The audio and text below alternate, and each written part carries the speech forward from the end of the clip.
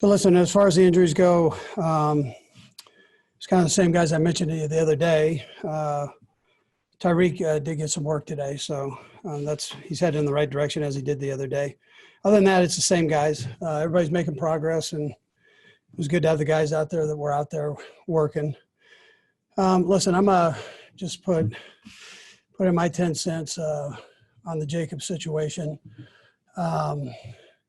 Listen, I think you guys know I'm into team. I'm into peace and people getting along. And so, right or wrong, we all need to join hands, man, here and make this world a place where we can go into each other's neighborhoods and be comfortable, and that we appreciate life and how important it is, how hard it is to create life, something that really none of us are capable of doing in a test tube. So it's a precious thing, man. It's complicated and it's precious, and we need to, at this time, everybody needs to come together and join hands, like I said, and love each other for what we are and the privilege that we have in this short period of time that we're on Earth, as opposed to walking in fear, to walk with strength and pride and make this country the greatest place ever, along with the world. We do that, and we'll be a great example to the world. So,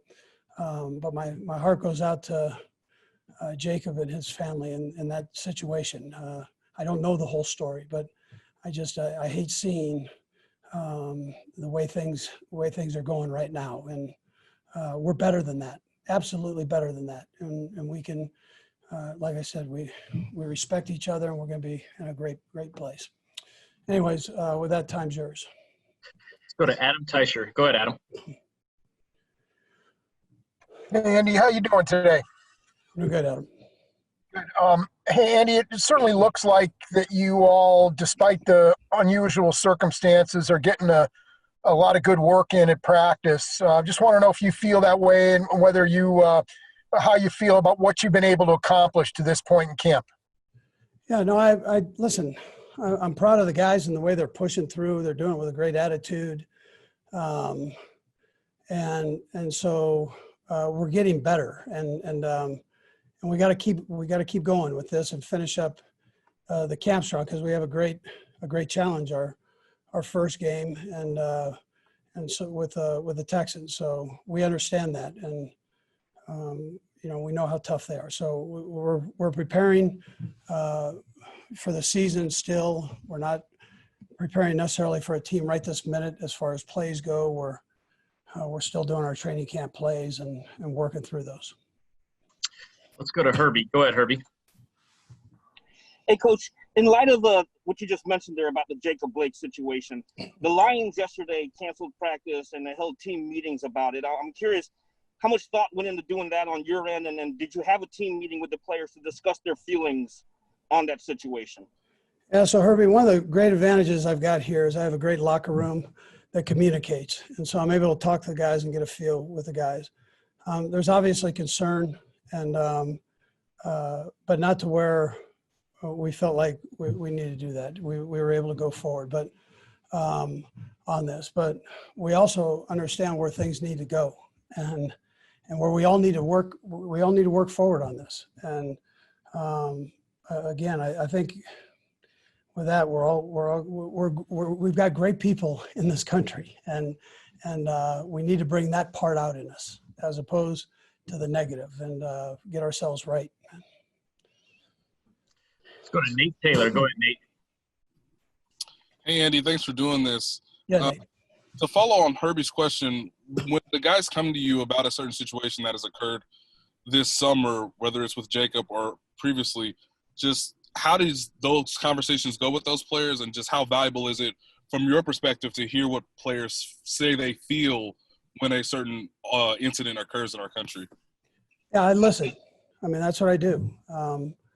I try to do the same thing with my kids and people that I come in contact with. I mean, it's no different. I mean, you can learn from everybody, and so and then there's concerns right now, and so they're being addressed, and things that change is always a little uncomfortable for people, in our business, we have a lot of change, and it's constantly happening. And so, but you gotta listen. You gotta sit and make sure that you keep open communication with it. So, and I'm lucky. Like I said, I'm lucky to have a locker room that does that, and players that talk about it, and guys that listen to each other. And so, and if we can just put color aside and enjoy each other's culture, man. We all come from different places. We're all wired a little different. If we can just bring it together, man, and enjoy each other's what we're all about, as opposed to taking the negative, and let's throw that out the window and get this thing right. Go to Sam Mellinger. Go ahead, Sam. Hey, Andy. That's all really well said. I've got, I guess, kind of an off-the-wall football question for you, though. You've talked a lot. We've asked you a lot about, sort of Patrick's experimentation on the field, see what he can get away with and what he can't. I don't know that I've ever heard you talk about the genesis of that. Like, I don't remember you saying that with Alex, for instance. I'm just wondering if that part of how you direct Patrick in practice to sort of let it fly, let's see what you can do, is different than quarterbacks you've had in the past. No, listen, I did the same thing with Alex. I just said, hey, try it now. I mean, we're going to ask a few different things of you. There are some things that, even in Alex's long career that he had before he got here, there might be some things that you haven't tried before. And so let's see what you can get away with. And Alex was great with it. I mentioned, I believe, during training camps up at St. Joe, that when I first got here, I was asked about interceptions. And that's there are ones where guys are working on it, and then there's ones where guys scramble around. They throw it up, a sloppy interception. So the other ones, you can judge and see that they're trying to work and see what they can get away with the play. I think that's so important. And Mike Holmgren, if I got it from somebody, that's where I got it from. So, yeah.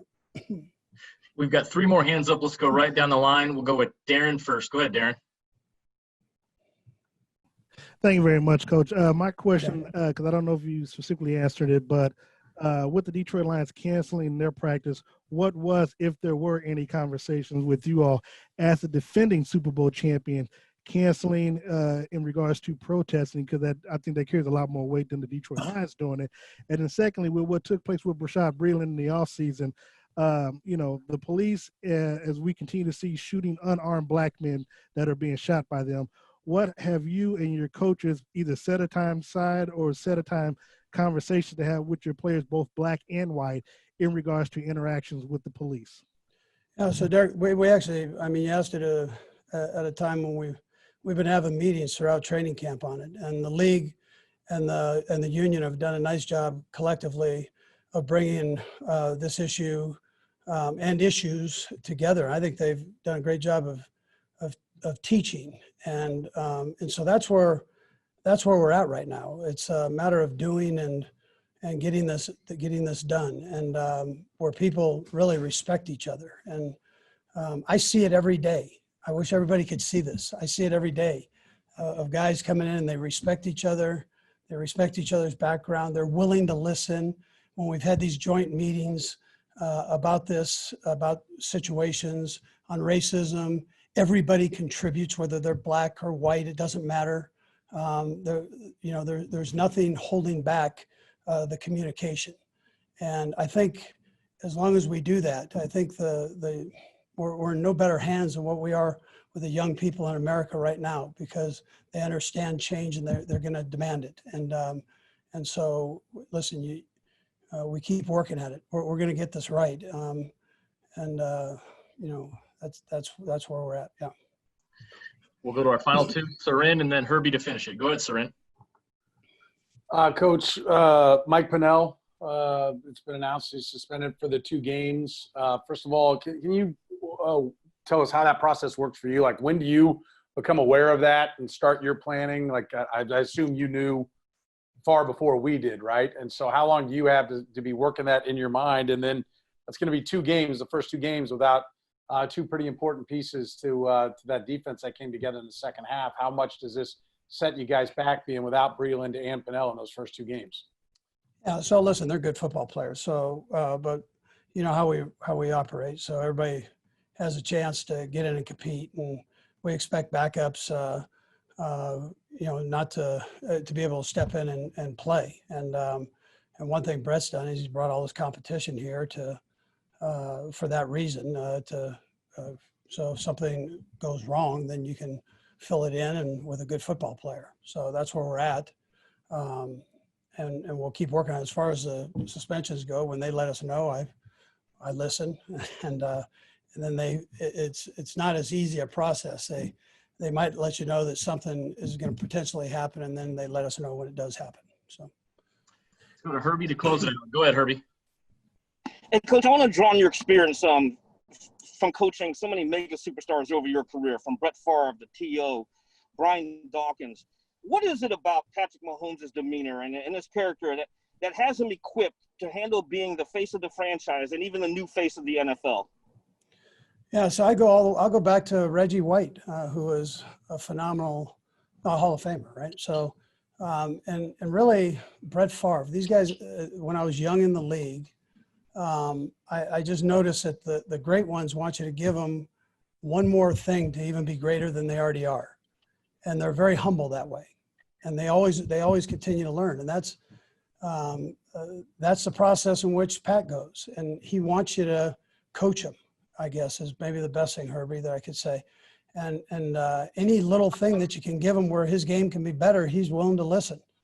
And then on top of that, like I mentioned the other day, for the young guys, young kids out there that are coming up as quarterbacks, you look at him and you go, oh, he's natural. Well, no, he does have some natural ability, yes, but he works at it. He's not just complacent with where he's at.